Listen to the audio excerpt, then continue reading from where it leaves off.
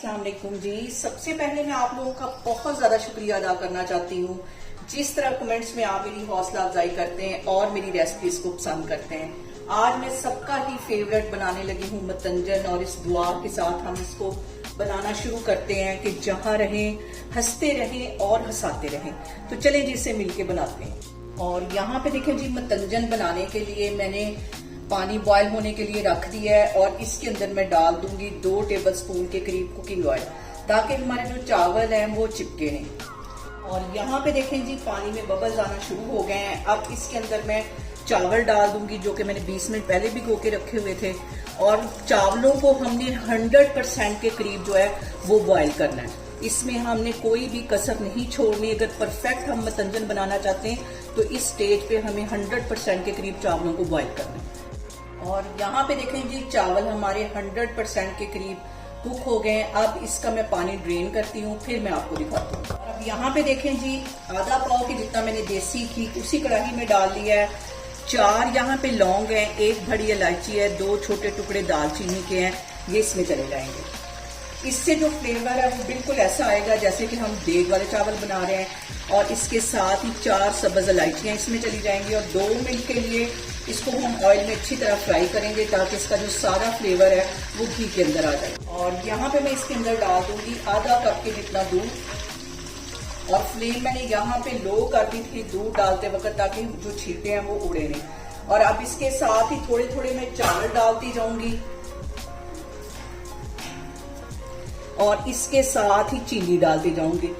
आधा किलो मैंने चावल लिए थे, आधा किलो ही इसके अंदर चीनी जाएगी जो कि मैंने नाप करके रखी हुई थी।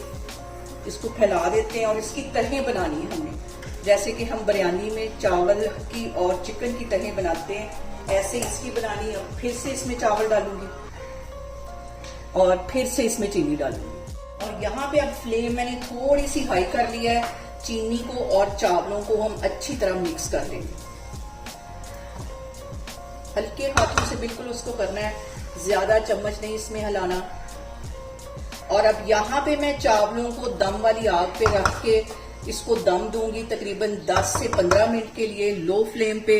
अभी मैंने इसके अंदर कोई कलर वगैरह नहीं डाले। परफेक्ट मतंजन बनाने का ये सबसे अहम टिप है, तो मैं आपको 10 मिनट के बाद दिखाती हूँ। और यहाँ पे देखें जी, चावलों को दम पे रखे हुए तकरीबन 15 मिनट हो गए और अभी इसको हिलाना नहीं है। अब इसके अंदर मैं फूड कलर डालूंगी जो कि 1 चुटकी के करीब फूड कलर था, और इसमें मैंने थोड़ा सा पानी मिक्स कर लिया। ऑरेंज फूड कलर इसमें चला जाएगा।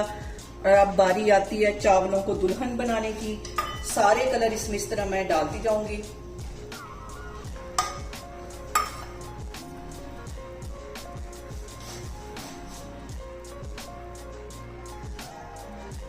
यहाँ पे मैंने इसके अंदर डाल दिए हैं रंग बिरंगे से रसगुल्ले जो कि मतंजन की जान होते हैं, ये इसमें चले जाएंगे। और इसके साथ इसमें मैं डाल दूंगी 3 से 4 टेबलस्पून के करीब ये छिले हुए बादाम। असल दुल्हन जो है वो तो मतंजन हमारा अब बना है। और इसके साथ ही इसमें मैं डाल दूंगी खोया, तकरीबन आधी प्याली के जितना खोया था। इसको थोड़ा थोड़ा करके जगह जगह इसमें रखती जाऊंगी ताकि ये हीट के साथ फैल जाए।